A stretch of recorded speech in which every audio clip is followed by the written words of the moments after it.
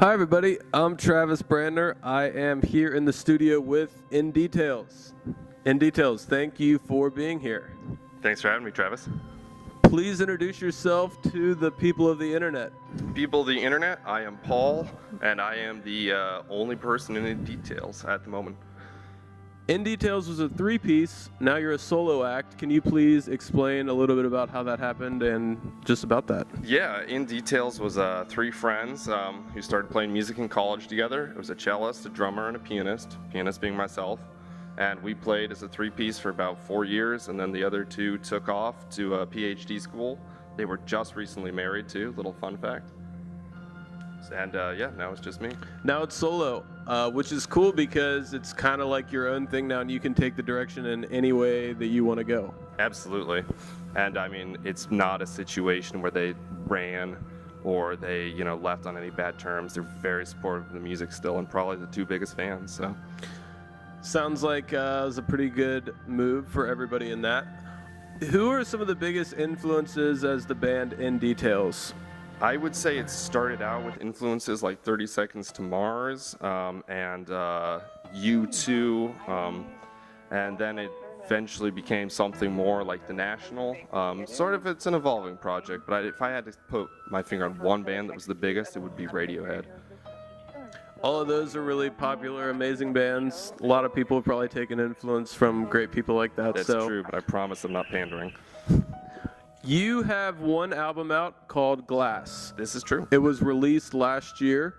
Please tell us a little bit about that album, just for the people who aren't familiar with that. Glass is a album about love and heartbreak and loss and the typical artistic hubbubaloo, but more importantly, it was an album that was recorded with the purpose of being a pumping rock album with no guitars, and I was pretty happy with the way it turned out.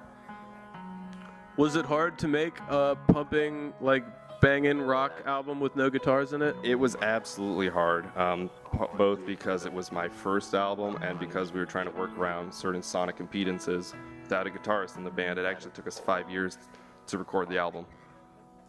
That's a long time. It was a very long time. Must have been very difficult. It felt very good when it was done. If it took 5 years to record that, when can we expect new music or a new album or a new EP or a new single? I am shooting to get a new EP out by December, latest January. And it's not going to take 5 years. Yeah, we hope not.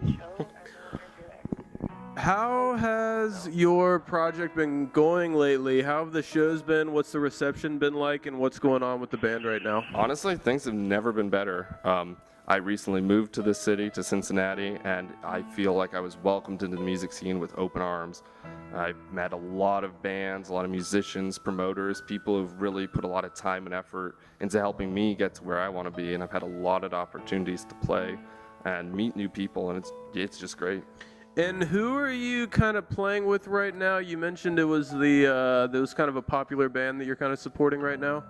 There is a band I'm supporting. It's Rookie of the Year. He's a pop punk singer, and he's actually out of North Carolina, but him and I have a friendship. So every time he's in town, we play together. And that's his side project from what band is it? There's probably people who know that band. Yeah, it's his main project, but he's been in bands like Reliant K and Secondhand Serenade.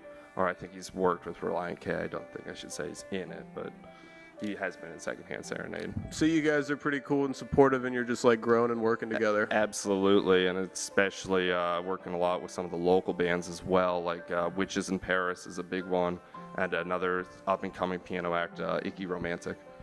Nice. You said that the Cincinnati music scene has welcomed you with open arms. You said you just moved to the city. Can you tell everybody your first impressions about the Cincinnati music scene, what you like about it so far? What I like about the Cincinnati music scene is that on Tuesday, you can go see a band like In Details or Icky Romantic, these sort of, dare I say, softer, nice piano lullabies. And on Wednesday, you can go out to Long and Go-Go Buffalo and get your brain scrambled by these searing guitars. There's a little bit of everything.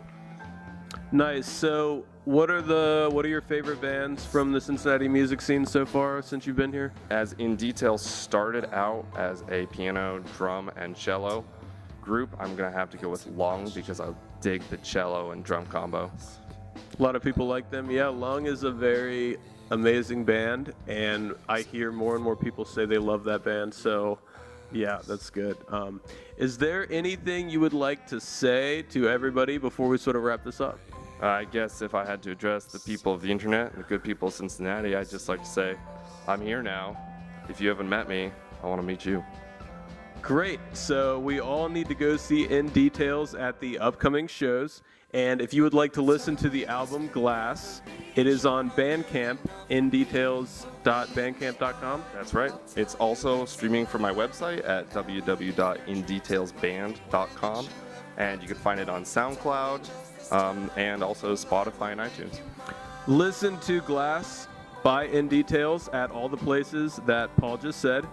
If you want to see more interviews on my website, it is www.travisbrandner.com. Thanks for being here. See you guys later.